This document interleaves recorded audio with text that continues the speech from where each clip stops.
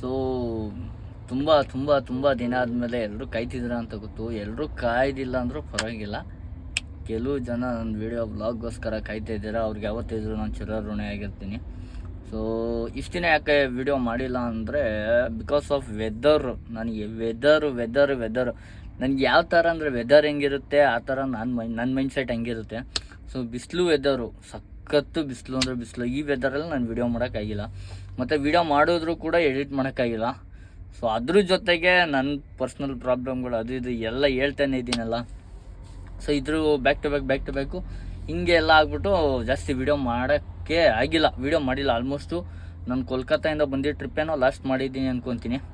So Kolkata ಹೋಗಿದೆ, ಅದು ಹೋಗಿ ಬಂದಿದ್ದು ವೀಡಿಯೋ ಮಾಡ್ಕೊಂಡಿದ್ದೀನಿ ಫುಲ್ಲು. ಅದರಲ್ಲೂ ಕೂಡ ಸುಮಾರು ಕ್ಲಿಪ್ಪು ಡಿಲೀಟ್ ಮಾಡಿಬಿಟ್ಟಿದ್ದೀನಿ. ಯಾಕಪ್ಪ ಅಂದರೆ ಸೊ ಹಿಂಗೆ ಸ್ಪೇಸ್ ಇಲ್ಲ ನನ್ನ ಫೋನಲ್ಲಿ, ಎಲ್ಲ ಸ್ಟಾಕ್ ಐತೆ, ಎಡಿಟ್ ಮಾಡಿಲ್ಲ. ಸೊ ಇದು ಪ್ರಾಬ್ಲಮ್ ಆಗಿರೋದು. ಹಾಗಾಗಿ ಮತ್ತು ನಾನು ಸಾಂಗ್ಲಿಲಿ ಕೊಲ್ಲಾಪುರ ಖಾಲಿ ಮಾಡಿಕೊಂಡು ಸಾಂಗ್ಲಿ ಹೋಗಿ ಸಾಂಗ್ಲಿಯಿಂದ ಲೋಡ್ ಮಾಡ್ಕೊಂಡ್ಬಂದು ಖಾಲಿ ಮಾಡಿ ತುಮಕೂರು ಹೊಸ ನರಸಾಪುರಕ್ಕೆ ಬಂದು ಲೋಡಿಗೆ ಬಂದಿದ್ದೀನಿ. ಸೊ ಅಲ್ಲಿಂದ ಮುಂದಕ್ಕೆ ವಿಡಿಯೋ ಕಂಟಿನ್ಯೂ ಆಗುತ್ತೆ. ಸೊ ಇಷ್ಟೊಂದು ಕನ್ಕ್ಲೂಷನ್ ಯಾಕಪ್ಪ ಕೊಟ್ಟೆ ಅಂದರೆ ಅದಾದಮೇಲೆ ಕೊಲ್ಲಾಪುರ ಖಾಲಿ ಮಾಡಾದಮೇಲೆ ನಾನು ಸೀದಾ ತುಮಕೂರು ಹೊಸ ನರಸಾಪುರದಿಂದ ಲೋಡ್ಗೆ ಹೋಯ್ತು ಪಾಯಿಂಟಿಂದ ನಾನು ವೀಡಿಯೋ ಸ್ಟಾರ್ಟ್ ಮಾಡೋದು. ಸೊ ಅಲ್ಲಿಂದ ಎಲ್ಲಿಗೆ ಬಂದೆ ಅಂತ ಹೇಳಬೇಕಲ್ಲ. ಸೊ ಹಾಗಾಗಿ ಎಕ್ಸ್ಪ್ಲೇನ್ ಮಾಡಿದ್ದು ಅಷ್ಟೇ. ವಿಡಿಯೋ ಕಂಟಿನ್ಯೂ ಆಗುತ್ತೆ, ಹೊಸ ನರಸಾಪುರದಿಂದ ವಿಡಿಯೋ ಮಾಡೋದು. ಸೊ ಎಲ್ಲರೂ ವಾಚ್ ಮಾಡಿ. ಹಲೋ ಸ್ನೇಹಿತರೆ, ನಮಸ್ಕಾರ ಎಲ್ರಿಗೂ. Welcome back to my YouTube channel Vayuputra truck vlogs.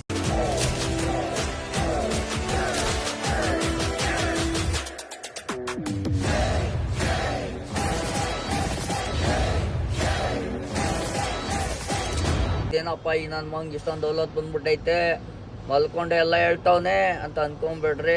ನನ್ನ ಮಗನ ಲೋಡ್ ಆಗ್ಬಿಟ್ಟು ಸುಮಾರು ಟೈಮ್ ಆಗಿದೆ, ಬಿಲ್ಲೇ ಬಂದಿಲ್ಲ. ಮತ್ತು ನೈಟು ಲೋಡಿಂಗ್ ಅಂತ ಕರ್ಸ್ಕೊಂಬಿಟ್ಟು ಬಡಿ ಮಕ್ಕಳು ಲೋಡೇ ಮಾಡಿಲ್ಲ ಗುರು. ಬೆಳಗಿನ ಜಾವ ಅಲ್ಲಾಕು ಇಲ್ಲಾಕು ಅಂದರೆ ಬೇರೆ ಗಾಡಿಗಳಿಗೆ ಓಡಾಡೋಕ್ಕೆ ದಾರಿ ಮಾಡಿಕೊಟ್ಟಿದ್ದಾಯ್ತು ಬೆಳಗಿನ ಜಾಗವರೆಗೂ. ಸೊ ಹಾಗಾಗಿ ನಿದ್ದೆ ಬಂದಿರಲಿಲ್ಲ. ಸೊ ನನ್ನ ಗಾಡಿನೂ ಲೋಡ್ ಆಯಿತು, ಇವಾಗ ನಿದ್ದೆ ಎಳಿತೈತೆ. ಎದ್ದೆ ಕುತ್ಕೊಂಡು ವಿಡಿಯೋ ಮಾಡೋಷ್ಟು ಎನರ್ಜಿ ಇಲ್ಲ. ಟಿಫನ್ ಕೂಡ ಬೆಳಿಗ್ಗೆ ಬಂದಿದ್ದು 7:15, ಟಿಫನ್ ಕೂಡ ಮಾಡ್ಕೊಬಂದೆ. ಸೊ ಬಿಲ್ಲಿಗೆ ವೆಯ್ಟಿಂಗು 9:30 10 ಗಂಟೆ ಆಗಿದೆ ಇವಾಗ ಟೈಮು. ಸೊ ಬಿಲ್ಲಿಗೆ ವೆಯ್ಟ್ ಮಾಡ್ತಾಯಿದ್ದೀನಿ. ಬಿಲ್ ಬಂದಿದ್ದ ತಕ್ಷಣ ಜೈ ಅಂದ್ಬಿಡೋದು ಇಲ್ಲಿಂದ. ಇಲ್ಲಿ ಬಿಲ್ ಬಂತು, ಇಲ್ಲಿಂದ ಹೋಗಬೇಕು. ಕಾಟ ಇದೆ, ಕಾಟ ಹಾಕ್ಕೊಂಡು ಹೋಗ್ಬೇಕು. ಹೋಗೋಣ ಬನ್ನಿ. ನೈಟ್ 11 ಗಂಟೆಗೆ ಬಂದಿದ್ದಕ್ಕೆ ಇವಾಗ 11 ಗಂಟೆಗೆ ಆಚೆ ಬಿಟ್ಟಿದ್ದಾರೆ. 12 ಅವರ್ ಗಾಡಿ ಒಳಗಡೆ. ಅಂದರೆ ಲೋಡ್ ಮಾಡಿದ್ದು ಬೆಳಗಿನ ಜಾವ 6:00 ಸ್ಟಾರ್ಟ್ ಮಾಡಿದ್ದು. ಸೊ ಬಿಲ್ ಸಿಕ್ಕಿದ್ದು ಇವಾಗ. ಕನ್ಸ್ಟ್ರಕ್ಷನ್ ಆಯ್ತಿದೆ ಗುರು. ಮ್ಯಾಕೋರ್ ಇನ್ನೂ ಫುಲ್ ಕಂಪ್ಲೀಟ್ ಆಗಿಲ್ಲ. ಪಾಪ ಇವ್ರು ಗುಜರಾತ್ ಗಾಡಿಯವರು. ಚಲೋ ಜಾಯಂಗೆ ಫಿರ್ ಮಿಲೆಂಗೆ.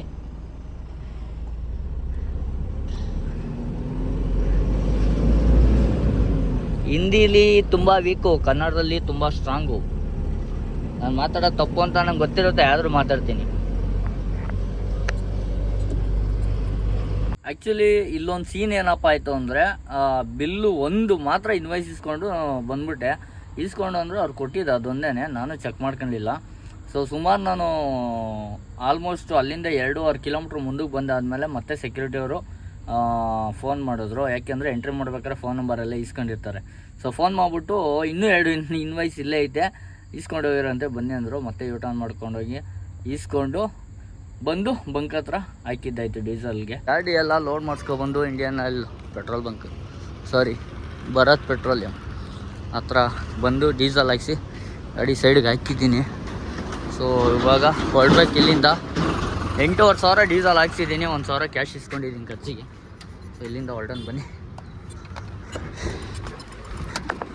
ಇಷ್ಟೊತ್ತು ಹರಿಹರ ಬೈಪಾಸಲ್ಲಿ ಸೈಡ್ ಹಾಕೊಂಡು ಮಲ್ಕೊಂಡಿದ್ದು ರೆಸ್ಟ್ ಮಾಡಿದ್ದಾಯಿತು. ಇವಾಗ ಎದ್ದು ಹೊರಟಿದ್ದೀನಿ. ಯಾಕಪ್ಪ ಅಂದರೆ ನಾಳೆ ಖಾಲಿ ಆಗೋಲ್ಲ, ಸಂಡೇ.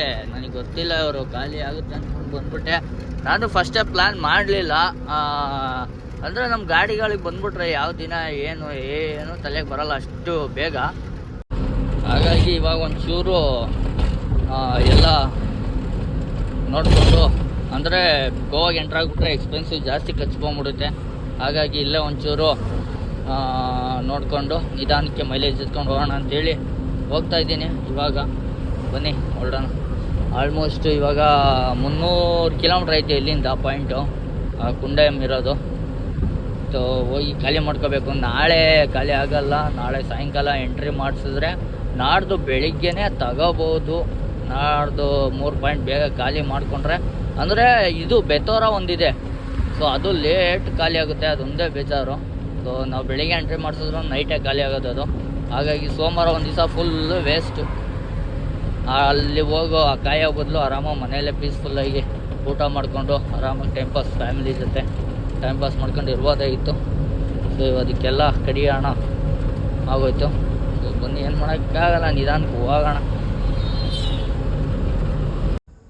ನೈಟೇ ಬಂದ್ಬಿಟ್ಟು ಪಾಯಿಂಟಲ್ಲಿ ಹಾಕ್ಬಿಟ್ಟು ಆರಾಮಾಗಿ ಮಲ್ಕೊಳ್ಳೋಣ ಅಂತೇಳಿ ಮಲ್ಕೊಂಡಿದ್ದೆ. ಸೊ ಮಲ್ಗೋಕ್ಕೆ ಮುಂಚೆ ಈ ಸ್ವೆಟ್ರನ್ನ ಈ ಥರ ಕಟ್ಟಿದ್ದೀನಿ. ಯಾಕಪ್ಪ ಅಂದರೆ ಬೆಳಿಗ್ಗೆ ಎದ್ದಿದ ತಕ್ಷಣ ಬಿಸಿಲು ಮುಕ್ಕು ಕೊಡಿಬಾರ್ದು ಅಂತ ಹೇಳ್ಬಿಟ್ಟು ಸೊ ಕಟ್ಟಿದ್ದೆ. ಸೊ ಗಾಡಿ ಆರಾಮಾಗೆ ಪಾರ್ಕ್ ಮಾಡಿದ್ದೆ. ಹಿಂದೆ ಕೂಡ ಒಂದು ಗಾಡಿ ಇತ್ತು, ಅದು ಕೂಡ ಯಾವಾಗ ಖಾಲಿ ಆಗುತ್ತೆ ಅಂತ ಗೊತ್ತಿರಲಿಲ್ಲ. ಬಟ್ ನಮಗೆ ಖಾಲಿ ಮಾಡಬೇಕು ಅಂದರೆ ಒಬ್ಬರು ಲೇಬರ್ ಬರ್ತಾರೆ, ಸೊ ಅವ್ರು ಬಂದೇ ಖಾಲಿ ಮಾಡಬೇಕಾಯ್ತು. ನೋಡಿ ಈ ಥರ ಅರೇಂಜ್ ಮಾಡಿ ಇಕ್ಕಿದ್ದೆ, ಅಂದರೆ ನಾವು ತಲೆ ಈ ಕಡೆಗೆ ಹಾಕ್ಬಿಟ್ಟು ಮಲ್ಕೋತೀವಲ್ಲ, ಅದು ಬಿಸಿಲು ಮುಕ್ಕು ಕೊಡಿಬಾರ್ದು ಅಂತ ಹೇಳ್ಬಿಟ್ಟು ಸೊ ಗಾಡಿಗೆ ಹಂಗೆ ಕಟ್ಟಿದ್ದೆ. ಗೇಟ್ ಹತ್ರ ಬಿಲ್ ಎಂಟ್ರಿ ಮಾಡ್ಸೋಕೆ ಹೋದರೆ ಕರೆಕ್ಟಾಗಿ ಯಾರು ರೆಸ್ಪಾನ್ಸ್ ಮಾಡ್ತಾ ಇರಲಿಲ್ಲ. ಮೇಲಿನಿಂದ ಮೇಲ್ ಬರಬೇಕು ಅಂತಿದ್ರು. ಸೊ ಹಾಗಾಗಿ ವೆಯ್ಟ್ ಮಾಡಿದೆ, ಮೇಲ್ ಯಾವಾಗ ಬರುತ್ತೆ ನೋಡೋಣ ಅಂತ ಹೇಳ್ಬಿಟ್ಟು. ಸೊ ಕೊನೆಗೂ ಬರಲಿಲ್ಲ. ಗಾಡಿ ಹತ್ರ ಬಿಲ್ ಎತ್ಕೊಂಡು ಬಂದೆ, ಏನೂ ಕೆಲಸ ಆಗಲಿಲ್ಲ. ಯಾಕಪ್ಪ ಅಂದರೆ ಲೇಬರ್ ಬರ್ತಾರಲ್ಲ ಅನ್ಲೋಡ್ ಮಾಡೋರು, ಅವರು ಹೊರಗಡೆಯಿಂದನೇ ಬರಬೇಕು, ಅವ್ರಿಗೋಸ್ಕರ ವೆಯ್ಟ್ ಮಾಡಿದೆ. ಫೈನಲಾಗಿ ಫಸ್ಟ್ ಪಾಯಿಂಟು ಖಾಲಿ ಮಾಡಿಕೊಂಡು ಗಾಡಿನ ಆಚೆಗೆ ತೊಗೊಂಡೋಗ್ತಾ ಇದ್ದೀನಿ. ಇನ್ನೂ 2 ಪಾಯಿಂಟ್ ಅನ್ಲೋಡ್ ಮಾಡಬೇಕಾಗಿತ್ತು. ಸೊ ಅಲ್ಲಿಗೆ ಈ ಲೇಬರ್ಗಳು ಬರಲ್ಲ, ಅಲ್ಲಿಂದ ಕಂಪ್ನಿ ಲೇಬರ್ಗಳೇ ಇರ್ತಾರೆ. ಆದರೆ ಅವರಿಗೆ ಸಪ್ರೇಟು ಬಿಲ್ ಮಾಡ್ತಾರೆ, ಅನ್ಲೋಡ್ ಚಾರ್ಜಸ್ ಇಷ್ಟು ಅಂತ ಹೇಳ್ಬಿಟ್ಟು. ಸೊ ನಾವು ಕೊಡಬೇಕಾಯಿತು. ಮತ್ತು ನಮಗೆ ಅಲ್ಲಿ ಮುಂದೆ ಹೋಗಬೇಕು ಅಂದರೆ ಇಲ್ಲಿಂದ ರಿಸೀಟ್ ತೊಗೊಂಡು ಎಲ್ಲ ಕ್ಲಿಯರ್ ಮಾಡ್ಕೊಂಡೆ ಹೋಗಬೇಕು. ಮುಂದೆ ಹೋದ್ಮೇಲೆ ಮತ್ತೆ ವಾಪಸ್ ಬಂದು ಇಸ್ಕೊಳ್ಳೋಕ್ಕಾಗಲ್ಲ. ಯಾಕಪ್ಪ ಅಂದರೆ ಇಲ್ಲಿಂದ 4 ಕಿಲೋಮೀಟ್ರ್ ಇದೆ ಇನ್ನೊಂದು ಪಾಯಿಂಟು. ಆ ಪಾಯಿಂಟು ಖಾಲಿ ಮಾಡಿಕೊಂಡು ಅಲ್ಲಿಂದ 14 ಕಿಲೋಮೀಟ್ರ್ 3ನೇ ಪಾಯಿಂಟ್ಗೆ ಹೋಗಬೇಕಾಯಿತು. ಸೊ ಹಾಗಾಗಿ ಹೊರಟ್ಬಿಟ್ಟೆ ಇಲ್ಲಿದ್ದವು ಗಾಡಿಗಳೆಲ್ಲ ಜೂಟು, ನನ್ನ ಗಾಡಿ ಮುಂದೆ ಇದ್ದಾವೆಲ್ಲ ಜೂಟು, ನಾನೊಬ್ಬನೇ ಇಲ್ಲಿರೋದು. ಗಾಡಿ ಖಾಲಿ ಆಗಿಲ್ಲ ಅಂತ ತಲೆ ಕೆಡ್ಸ್ಕೊಂಡು ಹುಚ್ಚಾಗ್ಬಿಟ್ಟಿದ್ದೀನಿ. ಹೋಗಿ ಇವಾಗ ಬಂದೆ, ಎಲ್ಲ ಗಾಡಿ ಹೋಗಿದ್ದಾವೆ, ನನ್ನ ಗಾಡಿ ಯಾಕೆ ನಿಲ್ಸ್ಕೊಂಡಿದ್ದೀರಾ ಅಂತೇಳಿಕ್ಕೆ ಅದು ಸೈಡಲ್ಲಿ ಇಕ್ಕಿದ ಅಣ್ಣ ಬಿಲ್ನ ಮತ್ತೆ ತೆಗ್ಸಿ ಖಾಲಿ ಮಾಡಿಕೊಡಿ, 4 ಪ್ಯಾಲೆಟ್ ಇರೋದು ಅಂತೇಳಿ ರಿಕ್ವೆಸ್ಟ್ ಮಾಡ್ಕೊಂಡಿದ್ದಕ್ಕೆ ಇವಾಗ ಎಂಟ್ರಿ ಮಾಡಿ ತಗೊಂಬ ನೋಡೋಣ ಅಂತ ಹೇಳೋಣ. ಆಮೇಲೆ ಇನ್ನೊಂದು ಗಾಡಿ ಇತ್ತಲ್ಲ ಅದು ಹೋಗಿದೆ ನೋಡಿ, ಎಲ್ಲ ಗಾಡಿ ಹೋಗ್ಬಿಟ್ಟಿವೆ. ನಾನು ಒಬ್ಬಂದು ಹಿಡ್ಕೊಂಡು ಬೇಜಾರಾಗೋಯ್ತು ಇವತ್ತು. ಅದಕ್ಕೆ ವಾಯ್ಸ್ ಕೊಟ್ಟರೆ ಅದು ಮಾತಾಡೋಕ್ಕೆ ಅಷ್ಟು ಸ್ಟ್ರೆಂತೇ ಇಲ್ದಂಗೆ ಔಟೈತಿ. ಬನ್ನಿ ಹೋಗಿ ಖಾಲಿ ಮಾಡ್ಕೊಂಡು ಬರೋಣ.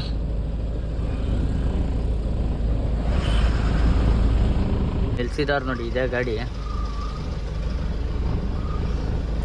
ಖಾಲಿ ಆಗಿದೆಯೋ ಇಲ್ಲೋ ಗೊತ್ತಿಲ್ಲ.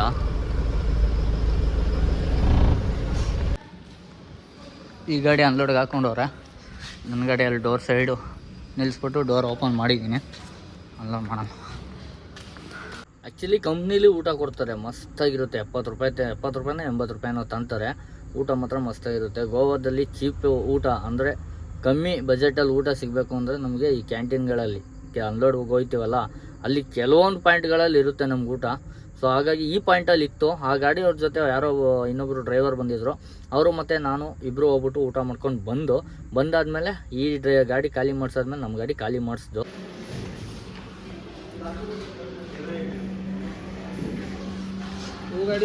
ಇನ್ನೂ ಒಂದು ಸೀನು ಟ್ವಿಸ್ಟ್ ಏನಾಯ್ತಪ್ಪ ಅಂದರೆ, ಇಲ್ಲಿ ನಮ್ಮ ಗಾಡಿ ಮುಂದೆ ಯಾವ್ದು ಈಚರ್ ಗಾಡಿ ನಿಂತಿತ್ತು, ಆ ಗಾಡಿನ ಖಾಲಿ ಮಾಡಿಕೊಂಡು ಅವರು ಏನು ವೆಯ್ಟ್ ಮಾಡಿಲ್ಲ ನಮಗೆ ಅಂತ ಹೇಳ್ಬಿಟ್ಟು ಅವರು ಇನ್ನೊಂದು ಪಾಯಿಂಟ್ ಖಾಲಿ ಮಾಡಬೇಕಾಯಿತು.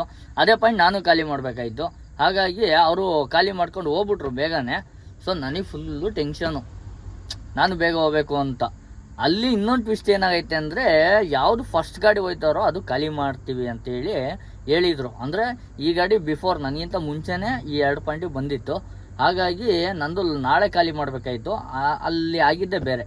ಸೊ ಇಲ್ಲಿ ಈ ಪಾಯಿಂಟ್ ಖಾಲಿ ಮಾಡಿಕೊಂಡು ನಾನು ಆ ಪಾಯಿಂಟ್ಗೆ ಇವ್ರು ಹೋಗೋಕ್ಕೆ ಮುಂಚೆನೇ ಹೋಗ್ಬಿಟ್ಟಿದ್ದೆ. ಹೋಗಿದ್ರೆ ಇದೇ ಗಾಡಿ ಇರಬೇಕು ಅಂತೇಳಿ ಕನ್ಫರ್ಮ್ ಮಾಡ್ಕೊಂಡು ನನ್ನ ಗಾಡಿನ ಕನ್ಫರ್ಮ್ ಮಾಡ್ಕೊಂಡಿಲ್ಲ, ಕನ್ಫ್ಯೂಸ್ ಆಗ್ಬಿಟ್ಟವ್ರೆ. ಸೊ ನನ್ನ ಗಾಡಿ ಎಂಟ್ರಿ ಮಾಡ್ಕೊಂಡು ಗಾಡಿ ಒಳಗೆ ತಗೊಂಡು ನನ್ನ ಗಾಡಿ ಎಂಟ್ರಿ ಎಲ್ಲ ಮಾಡಿಸಿ ನನ್ನ ಗೇಟ್ ಹತ್ರ ಬರೋ ಅಷ್ಟೊತ್ತಿಗೆ ಆ ಗಾಡಿನೂ ಎಂಟ್ರಿ ಆಯಿತು ಆ ಕಡೆಯಿಂದ. ಇನ್ನೊಂದು ಗಾಡಿನ ಎಂಟ್ರಿ ಮಾಡ್ಕೊಂಡಿಲ್ಲ, ನನಗೆ ಗಾಡಿ ತಗೊಂಬ ಅಂತ ಹೇಳ್ಬಿಟ್ರು. ಸೊ ಆ ಗಾಬರಿಲಿ ಓಡಿಬಿಟ್ಟು ಗಾಡಿನ ಸ್ಟಾರ್ಟ್ ಮಾಡಿ ಎತ್ಕೊಬೇಕಾದ್ರೆ ಬುಸ್ ಅಂತ ಜಾಸ್ತಿ ಉಸಿರಾಟ ಜಾಸ್ತಿ ಆಯ್ತಾಯಿತ್ತು. ಆ ಸೌಂಡ್ ಕೇಳಿಸ್ಬೋದು ನಿಮಗೆ. ಖುಷಿ ಎಲ್ಲೆಲ್ಲೆಲ್ಲ ಸಿಗುತ್ತೆ ಅಂದರೆ ಹಿಂಗೆಲ್ಲ ಸಿಗುತ್ತೆ ಖುಷಿ. ಪಾಪ ಅವ್ರ ಗಾಡಿನ ಬೆಳಗ್ಗೆ ಮಾಡ್ತೀವಿ ಅಂದ್ಬಿಟ್ಟು ಗಾಡಿ ಅನ್ಲೋಡಿಗೆ ಬಿಟ್ಟಾಗ ಎಷ್ಟು ಖುಷಿ ಪಟ್ನೋ, ಬಡಿ ಮಕ್ಳು 5 ನಿಮಿಷ ಬಿಟ್ಬಿಟ್ಟು ಅಷ್ಟೇ ಕಷ್ಟ ಕೊಟ್ಬಿಟ್ರು. ಏನಪ್ಪ ಅಂದರೆ 10 ಗಂಟೆಗೆ ಲೇಬರ್ದು ಕೆಲಸ ಮುಗಿಯುತ್ತೆ. ಆಪ್ರೇಟರ್ ಇರ್ತಾರೆ, fork lift operator. So labour ಹೊಂಟೋದ್ರು, ಹಗ್ಗ ಕೊಡ್ತಾರಲ್ಲ ಫೋರ್ಕ್ ಲಿಫ್ಟಿಗೆ ಅವರು. ಸೊ ನನ್ನ ಕರ್ಕೊಂಡು ಎಲ್ಸಿದ್ರು ಗುರು. ಒಂದು ಕಡೆ ಖುಷಿ, ಒಂದು ಕಡೆ ದುಃಖ. ಅಬ್ಬಬ್ಬ ಫೈನಲಿ ಖಾಲಿ ಆಗಿತ್ತು, ಖುಷಿ ಇದೆ. ಸೊ ರಿಸೀಟ್ ಇಸ್ಕೊಂಡು ಇಲ್ಲಿಂದ ಹೋಗ್ಬಿಡೋದು ಅಷ್ಟೇ ಕೆಲಸ. 12 ಪ್ಯಾಲೆಟ್ ಇದು ಗುರು, ಇಲ್ಲೇ ಶಾಕ್ ಆಗೋಯ್ತು. ಸೊ ಬರೀ 8 ಪ್ಯಾಲೆಟ್ 6 ಪ್ಯಾಲೆಟ್ ಇರಬೇಕು ಅಂತ ಹೇಳಿದೆ, 12 ಪ್ಯಾಲೆಟ್ ಇದು. ಸೊ ರಿಸೀಟ್ ಇಸ್ಕೊಂಡು ಇಲ್ಲಿಂದ ಹೊರಡೋಣ ಬನ್ನಿ. ಕೊನೆಗೂ ಅವರು ಅನ್ಲೋಡ್ ಮಾಡೋ ಆಸೆಗೆ ಮಣ್ಣು ಹಾಕ್ಬಿಟ್ಟು ನನ್ನ ಗಾಡಿ ಅನ್ಲೋಡ್ ಮಾಡ್ಕೊಂಡಾದ್ಮೇಲೆ ಅಲ್ಲಿಂದ ರಿಸೀಟ್ ಇಸ್ಕೊಂಡು ಆಚೆ ಬಂದ್ಬಿಟ್ಟೆ. ನನಗೆ ಮೈಂಡ್ ಸೆಟ್ ಏನು ಅಂದರೆ 3 ಪಾಯಿಂಟ್ ತುಂಬ್ಕೊಬಂದಾಗ ಬೇಗ ಖಾಲಿ ಆಗಬೇಕು. ಇಲ್ಲಾಂದರೆ ಇವಾಗ ಏನು ಪಾಯಿಂಟ್ ಖಾಲಿ ಮಾಡಿದೆ, ಲಾಸ್ಟ್ ಪಾಯಿಂಟು ಬೆತ್ತೋಡೋದಲ್ಲಿ ಖಾಲಿ ಮಾಡೋದು. ಇದು ಬೆಳಿಗ್ಗೆ ಟೈಮ್ ಅನ್ಲೋಡ್ ಮಾಡಲ್ಲ ಗಾಡಿನ, ಏನಿದ್ರು ನೈಟು ಸಾಯಂಕಾಲ ಒಂದು 6 ಗಂಟೆ 5 ಗಂಟೆ 6 ಗಂಟೆ ಮೇಲೇ ಗಾಡಿನ ಒಳಗಡೆ ತೊಗೊಳೋದು ಅನ್ಲೋಡ್ ಮಾಡೋಕ್ಕೆ. ಸೊ ನಾಳೆ ನಂದೇನಾರು ಇವತ್ತು ಆಲ್ಟ್ ಆಗಿ ನಾಳೆ ಆ ಗಾಡಿ ಅನ್ಲೋಡ್ ಮಾಡ್ತೀವಿ ಅಂತ ಹೇಳಿದ್ದಿದ್ರೆ ಸಾಯಂಕಾಲ ಆಗೋದು, ಒಂದು ದಿನ ವೇಸ್ಟ್ ಆಗೋದು. ಸೊ ಇದು ಖುಷಿಯಾಗಿದ್ದು ನನಗೆ, ಬೇಗ ಖಾಲಿ ಆಗೋಯ್ತಲ್ಲ ನೈಟೇ, ನಾಳೆ ಬೇರೆ ಲೋಡ್ ಮಾಡ್ಬೋದು ಅನ್ನೋ ಇಂಟೆನ್ಷನು ನನಗೆ ಇದ್ದಿದ್ದು.